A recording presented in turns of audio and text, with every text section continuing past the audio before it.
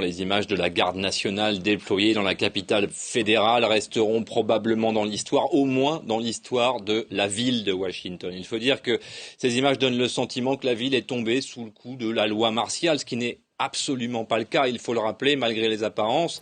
Ces alignements de soldats, vous l'avez dit, masqués devant le Lincoln Memorial, qui est probablement le monument auquel les Américains sont le plus attachés. Les mêmes alignements devant la Maison-Blanche, le tout dans une ambiance de couvre-feu. Les Américains qui découvrent cela sur les chaînes d'information continue interprètent ces images de deux manières. Les supporters de Donald Trump y verront la toute-puissance présidentielle et l'usage de la force promis par Donald Trump, et qui, pour reprendre ses propos, vise à protéger la nation des attaques anarchistes dont elle est la cible depuis plus d'une semaine. Je cite. Les autres seront sensibles aux propos de Joe Biden, qui pour une fois n'est pas avare de superlatifs et n'a pas cessé ces dernières heures de condamner ce qu'il qualifie de répression brutale face à des manifestations pacifistes.